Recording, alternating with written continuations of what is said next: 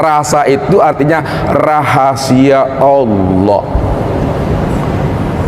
Makanya Allah bilang, wa fi anfusikum afala tubsirun. Aku ini telah wujud dan hadir berserta dirimu. Kenapa tidak kamu pikirkan, kata Allah. Makanya ketika Rasulullah pernah ditanya oleh sahabat, ya Rasul, apakah Allah itu jauh di langit atau Allah itu dekat ya Rasulullah? Rasulullah dalam memberi jawaban, ibu-ibu tak pernah mandai-mandai. Mandai-mandai tahu? Tebak-tebak aja dah. Nabi itu, kata Allah, wa ma yantiku anil hawa in huwa illa wahyu yuha. Tidaklah Nabi itu bercakap, berbicara, memberikan jawaban sesuatu, melainkan beliau bercakap, memberi jawab kepada sesuatu itu berdasarkan wahyu yang diwahyukan Allah ke dalam hatinya. Ketika itu Nabi menunggu sebentar, sejenak turunlah firman Allah yang menjelaskan untuk memberi jawaban sebuah pertanyaan sahabat tadi. Apa jawabannya Allah beri? Wa iza sa'alaka ibadi anni fa inni qarib.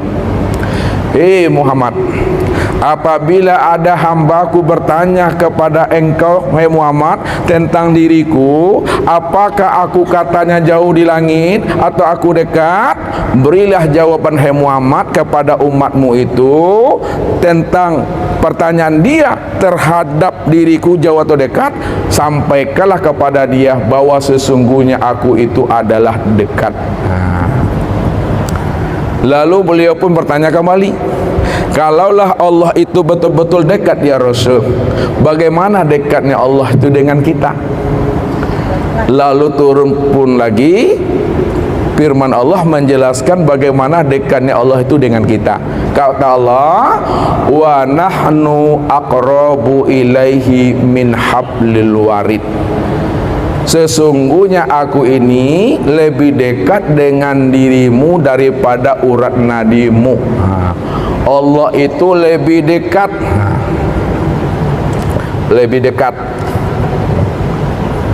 daripada urat nadi itu.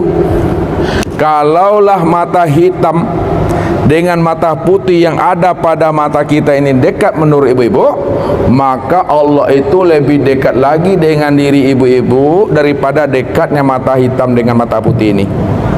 Kalaulah rasa itu dekat pada diri kita, maka Allah lebih dekat lagi dengan diri ibu-ibu dibanding dekatnya rasa dan perasaan itu pada diri. Kalaulah hidup itu dekat pada diri kita, maka Allah lebih dekat lagi dengan diri ibu daripada dekatnya hidup itu pada diri kita. Tapi kenapa tidak kamu pahami, kata Allah, wa fi anfusikum afala tubsirun. Tuh, jadi kusuknya hati ini di mana kita mampu merasakan hadirnya itu bersama Allah. Inilah yang dikatakan oleh Rasul, fa in lam takun tarahu fa innahu yaraka.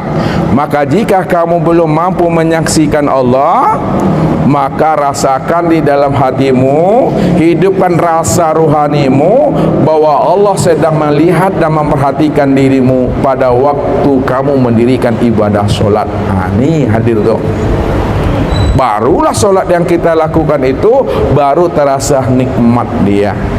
Kalau sudah hadir hati bersama Allah, nyaman itu ibu-ibu, solatnya itu nikmat karena diperhatikan, diawasi. Apa yang terbetik dalam hati, apa yang terpikir di dalam akal itu Allah tahu, Allah mengerti apa yang kita pikirkan. Makanya kalau kita sholat, walaupun kita punya hutang, walaupun kita punya masalah dengan anak, dengan menantu, dengan cucu, jangan hutang itu yang dibawa kepada Allah di dalam sholat. Jangan masalah anak dan menantu itu yang dibawa kepada Allah di dalam sholat. Kalau utang yang dibawa kepada dalam sholat, maka utang itu menjadi sembahan kita. Kalau anak menantu yang dibawa kepada Allah di dalam sholat, maka anak menantu itu yang menjadi sembahan kita. Tapi apa yang mesti kita bawa kepada Allah di waktu sholat? Itu adalah rasa mahabbah, rasa rindu dan rasa bermanja-manja. Ini yang disampaikan beliau tadi ini. Itu duduknya pada maqam tasawuf. Jadi sholatnya kita itu, yang kita bawa itu rasa mahabbah, rasa rindu dan rasa bermanja-manja dengan Allah. Itu yang mesti dihidupkan dalam hati. Jangan utang yang dibawa kepada Tuhan. Nah, rasa hadirnya bersama Allah tuh. Itu udah khusyuk namanya, Ibu. Kemudian yang terakhir, khusyuknya di dalam sholat ini, yang dikatakan khusyuknya di dalam sholat adalah biru'yatillah, di mana jiwanya ibu-ibu sudah menyaksikan akan wujud kebesaran Allah pada diri. Ini yang disebut biru'yatillah. Nah, menyaksikan wujud kebesaran Allah itu pada diri. Nah, bagaimana cara menyaksikan wujud kebesaran Allah pada diri? Karena Nabi kan katakan dalam hadis ihsan itu, anta'budallah ka'annaka tarahu. Sembahlah Allah seolah-olah kamu menyaksikan Allah. Maksud itu, sembahlah Allah sebenar-benarnya kamu telah menyaksikan Allah itu pada dirimu. Nah, apa yang kita saksikan pada diri kita ini? Yang kita saksikan pada diri kita ini, inilah tempat memandang nyatanya sifat-sifat Allah. Ya. Kenapa? Karena ibu-ibu, ustadz, kita tidak bersifat dan kita juga tiada berwujud. Yang berwujud dan yang bersifat itu hanya Allah. Kalau kita dikatakan kita berwujud dan bersifat, wujud dan sifat kita itu di hadapan Allah la haula wala quwata illa billah.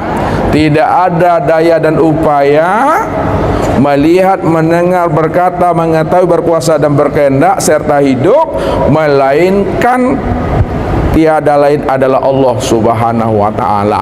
Rupanya ibu-ibu, pada diri kita inilah tempat memandang sifat Allah itu. Kalau tidak ada sifat Allah yang sama, tak bisa kita mendengar, Bu. Jadi telinga ini bukan alat mendengar. Bukan mendengar. Telinga ini cuma alat mendengar, bukan mendengar. Mata ini bukan melihat. Mata ini alat untuk melihat. Lisan ini bukan berkata. Yang berkata itu bukan lisan, ini alat berkata. Nah, dibuktikan. Ada sahabat kita meninggal. Dia punya mata, dia punya telinga, dia punya lisan.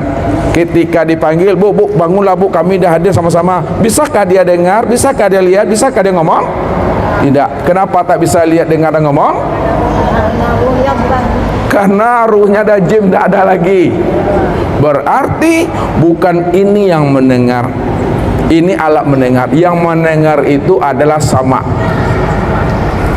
Bukan ini yang melihat, ini alat melihat. Yang melihat itu bukan ini yang berkata, ini alat berkata. Yang berkata itu sekalam. Sekarang siapa si sama, siapa si basar, siapa sekalam? Itulah sifat Allah yang zahir pada diri kita ini. Makanya kalau tidak ada kudrat, tidak ada iradat, takkan terangkat tangan ini ya Allah. Kalau tidak ada kalim tak tersebut Allah. Itulah artinya bahwa diri kita inilah kenyataan tempat memandang nyatanya wujud kebesaran Allah. Inilah tanda orang yang ulul albab. Orang yang ulul albab adalah orang yang mampu memikirkan tanda-tanda kebesaran Allah pada langit dan bumi dan pada dirinya itu. Itu yang ulul albab itu. Maka ketika ibu-ibu telah mampu merasakan dan memandang akan wujud kebesaran Allah pada diri, disitulah solat kita itu bisa khusyuk. Kesimpulannya,